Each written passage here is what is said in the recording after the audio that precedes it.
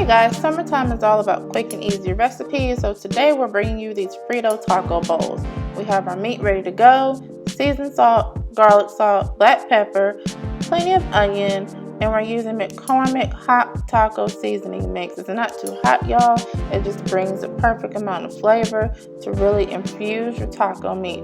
But I always like to start off with my own seasoning regardless. So we're going to use plenty of onion, and then we're going to go ahead and add our other seasonings, our seasoned salt, garlic salt. To me, y'all, if you don't season the meat from the beginning, it won't taste like anything at the end, regardless if you're even adding the taco seasoning into this mix. So then we just added our black pepper, and of course we're going to incorporate all of our ingredients and go ahead and let the meat brown. You don't want your meat too chunky for this recipe, so I'm going to let it mix it together, let it cook a little bit, and then start to break it down.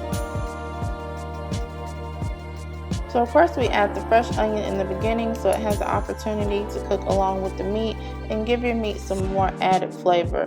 The McCormick seasoning does include dried onion, but there is nothing like the flavor of a fresh onion, so we like to go ahead and use both. So as you can see, the meat is starting to brown, but it's not cooked all the way. So we're going to go ahead and start breaking the meat down. We want it to be, like I said earlier, finer than that. And once it's completely brown, we'll go ahead and add the McCormick seasoning mix. I know once we add the seasoning mix, we're still going to continue to cook the meat for a little bit, but you don't want to risk of ingesting any raw meat. So go ahead and make sure that your meat is fully cooked before adding the seasoning. I drained the excess oil off of the meat, and then I went ahead and added the taco seasoning to the pan. The taco seasoning package calls for 1 package of seasoning per 1 pound of meat. However, since we season our meat from the beginning, we only will need 1 package of taco seasoning.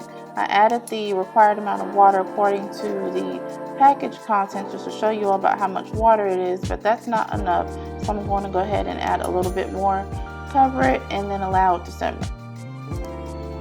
Okay, so once we've allowed our meat to simmer for a few minutes, this is about where it should be. It's not too wet, it's not too dry, it's hard to tell, but it's just right, at least how I like my tacos. So let's get ready to build them. We're going to need shredded lettuce, shredded cheese, that's sharp, Fritos, sour cream, of course salsa, and then we're also going to need some tomatoes that we roughly chopped. So let's get ready to build these bowls. So of course we're going to need plenty of meat. We build these a little bit different than in the picture. The picture is meant to be pretty, but this is how we do it in real life. So you add plenty of meat to your bowl before you add any other ingredients. Alright, and then we're going to add our shredded lettuce. Alright, and then we're going to add plenty of tomato as well. You just want to dice them. You can roughly chop them or dice them pretty small, however you like.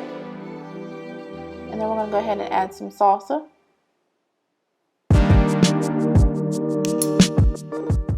Alright, that's about good for me, because really I'm allergic to tomatoes and shouldn't be having them, but we're not going to talk about that. Alright, and then we're going to add our shredded cheese. And then we're going to add our Fritos, because it's the star of the show and we need plenty of crunch. And y'all don't judge me, but the last ingredient we're going to add is a larger dollop of sour cream. I love sour cream. Now you can play around with this. You can add fresh onions, olives, jalapenos, whatever you like, make it your own.